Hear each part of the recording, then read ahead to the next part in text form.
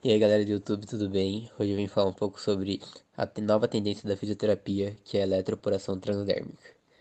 O que ela vai ser? A eletroporação transdérmica vai ser uma técnica inovadora que vai se utilizar de pulsos elétricos breves e intensos para abrir temporariamente poros nas células da pele. Isso vai permitir a introdução de substâncias ativas, como medicamentos, vitaminas, cosméticos, diretamente nas camadas mais profundas da pele, sem a necessidade de agulhas. Ela está sendo amplamente utilizada em tratamentos estéticos e terapêuticos para resultados mais rápidos e eficazes. Agora eu vou falar um pouquinho sobre sua finalidade.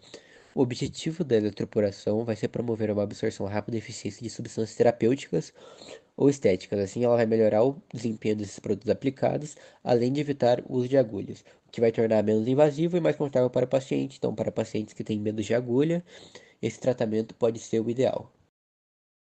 Agora eu vou falar sobre um ponto muito importante, que é as indicações e as contraindicações da aplicação da eletroporação transdérmica. Então, como eu falei anteriormente, ela vai ser bastante indicada para tratamentos estéticos, como rejuvenescimento facial, redução de rugas e linhas de expressões, hidratação profunda da pele, clareamento de manchas, que é a hiperpigmentação, redução da celulite, tratamento de estrias. Ou também para tratamentos terapêuticos, como administração de medicamentos tópicos para alívio da dor localizada, cicatrização de úlceras e feridas crônicas e melhora das condições inflamatórias cutâneas. Além disso, ela pode ser usada como um veículo ativo de cosméticos e fármacos, como vitaminas, antioxidantes, ácido hialurônico, medicamentos tópicos com ação localizada. Porém, essa técnica tem algumas contraindicações bem importantes que devem ser seguidas, que ela não deve ser utilizada em condições gerais, como em gestantes ou lactantes, pacientes com marca-passos ou com dispositivos implantados ou portadores de epilepsia, pacientes com históricos de arritmia cardíaca, se ele tiver condições de peles que não sejam ideais, como lesões abertas, infecções cutâneas ativas na área da aplicação, apresentar dermatite, eczema ou psoríase na região tratada, ou se tiver uma pele extremamente sensível ou intolerante ao estímulo elétrico. Outros fatores também que podem ser uma contraindicação vai ser caso o paciente tenha alergia aos ativos ou aos medicamentos a serem aplicados, perdão, ou tiver próteses metálicas próximas a essa área.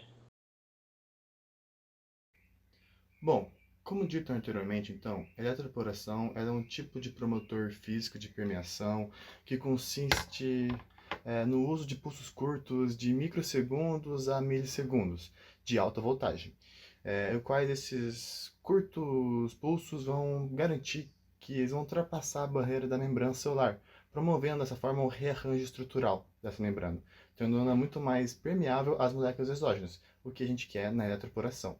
E esse rearranjo estrutural forma canais aquosos temporários, que a gente chama de poros, que são as famosas aquoporinas. Isso devido à aplicação do campo elétrico que a gente tem naquela região. Esse fenômeno é um processo não invasivo, ou seja, a gente não precisa de agulhas para realizar. Por conta disso, ela é reversível e não altera a estrutura biológica ou função das células alvas.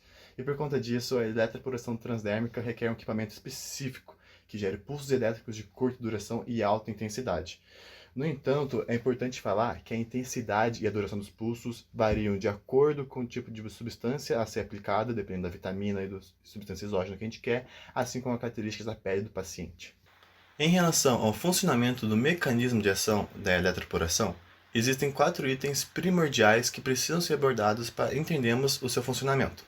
O primeiro item é a formação de poros transitórios, que, quando os pulsos elétricos são aplicados, a diferença de potencial elétrico na membrana celular aumenta abruptamente, superando dessa forma o limiar de ruptura dielétrica.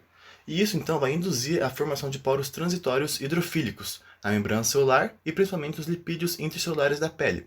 E esses poros, que vão permanecer abertos de segundos a minutos, vão permitir que moléculas grandes ou carregadas, que normalmente não atravessariam a barreira cutânea, agora passem por difusão ou eletroforese. E isso nos leva ao segundo item, que é a redução da resistência do extrato córneo. Para isso, nós precisamos relembrar um pouco sobre o extrato córneo, que ele é uma estrutura lipídica altamente organizada, que representa a principal barreira à penetração cutânea da pele. E a eletroporação, então, ela vai atuar no extrato córneo, desorganizando parcialmente a estrutura lipídica, reduzindo a resistência elétrica da pele e ampliando a passagem de substâncias. Outro item de suma importância para sabermos o mecanismo de ação é a gente ter o reconhecimento das três principais forças físicas envolvidas no processo. Entre elas, a gente tem a eletroforese, que pode ser definida como o transporte de moléculas carregadas pela aplicação de um campo elétrico, a eletroosmose, que é o movimento de moléculas neutras ou carregadas em meio aquoso induzidas pelo campo elétrico gerado, e por fim a difusão facilitada, que é a principal força, pois ela vai permitir uma maior permeabilidade devido aos poros formados pela eletroporação. Por fim, o último item a ser abordado sobre o mecanismo de ação é sobre as vias de penetração dos cosméticos, nos quais as substâncias aplicadas na pele podem seguir duas vias principais de penetração, sendo elas a via transepidérmica ou a via transanexial. Na via transepidérmica, a gente vai se referir à passagem direta através da epiderme, sem envolver qualquer anexo cutâneo, e ela pode ser subdividida em via intercelular e via transcelular. Na via intercelular, as moléculas vão percorrer os espaços entre os corneócitos, que são as células que constituem o extrato córneo. Esses espaços contêm uma matriz lipídica muito organizada, composta principalmente por ceramidas, colesterol e ácidos graxos livres, o que dificulta a passagem dos fármacos. E a eletroporação, então, ela vai atuar desorganizando essa matriz, ampliando os canais lipídicos para substâncias principalmente lipossolúveis, para permitir um maior acesso, uma maior passagem. Já na via transcelular, as substâncias vão atravessar diretamente os corneócitos, mas para isso elas precisam superar duas barreiras principais, a membrana celular e o citoplasma da célula. A eletroporação ela vai auxiliar criando canais transcelulares temporários, facilitando essa rota. Ou seja, a via transcelular ela é um pouco mais rápida do que a intercelular. Agora, sobre a via transanexial, também chamada de fâneros, nessa via os ativos vão atravessar a pele pelos anexos cutâneos, ou seja, pelos folículos pilosos, glândulas sebáceas e sudoríparas. E essa rota é importante para moléculas maiores, hidrofílicas ou carregadas, que não conseguem passar eficientemente pela barreira lipídica do extrato córneo. E a eletroporação, então, vai aumentar a permeabilidade das estruturas ao estimular a abertura de canais anexiais, permitindo a passagem desses fármacos e cosméticos. Bom, a eletroporação transdérmica é uma técnica considerada segura, porém é importante que ela seja realizada por um profissional treinado e especializado, a fim de evitar efeitos indesejados. E as principais precauções incluem monitorar a sensibilidade da pele do paciente e observar possíveis sinais de irritação. Cuidar principalmente também com a interferência de equipamentos de atermia ao redor e contaminação cruzada pelos cabos, além de garantir a correta limpeza da pele do paciente antes e após a aplicação. Como dito, a eletroporação é um tipo de promotor físico de permeação que consiste no uso de pulsos curtos de alta voltagem, os quais ultrapassam a barreira da membrana celular, promovendo um rearranjo estrutural desta membrana e a tornando altamente permeável a moléculas exógenas.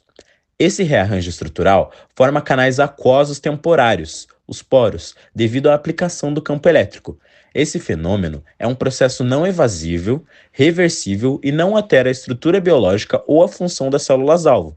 Por conta disso, a eletroporação transdérmica requer um equipamento específico que gere pulsos elétricos de curta duração e alta intensidade. A intensidade e a duração dos pulsos variam de acordo com o tipo de substância a ser aplicada, a área de aplicação e as características da pele do paciente. O aparelho utilizado neste vídeo em questão é o Neurodin High Volt, que é um estimulador neuromuscular transcutâneo da empresa Ibramed.